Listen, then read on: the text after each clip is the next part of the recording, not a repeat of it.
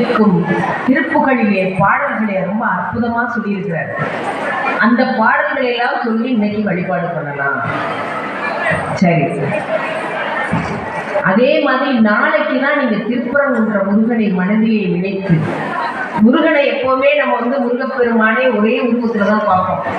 ஆனா நம்ம மனசு நாளைக்கு நீங்க திருப்பரங்குன்ற முருகனை வழிபட வேண்டிய நாள். அதுக்கான பாட்டு நான் அப்புறம் சொல்றேன், நிறைவு பகுதியில் சொல்றேன். அந்த பாட்டை சொல்லி நாளைக்கு வழிபாடு பண்ணணும். கந்த சஷ்டி கவசம் எப்பெல்லாம் நேரம் கிடைக்குதோ, இந்த விரதம் இருக்கிறதுல ஒரு கஷ்டம் இருக்குங்க. நம்ம நாக்கு ருசியெல்லாம் அடக்கிடுவோம், வாயை மட்டும் அடக்கவே மாட்டோம். பேசாம இருந்தா நமக்கு தலை வெடிச்சு எதையாவது பேசிக்கிட்டே இருப்போம். என்னன்னா பேசலாம், தப்பு இல்லை.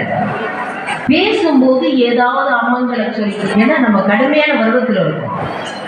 ஒரு அமங்கலை சொல்லி வந்துடக்கூடாது, யாரை பத்தியாவது பேசிடக்கூடாது, தீய விஷயங்களை யோசிச்சுட்டு பேசிடக்கூடாது. இதுக்குதான்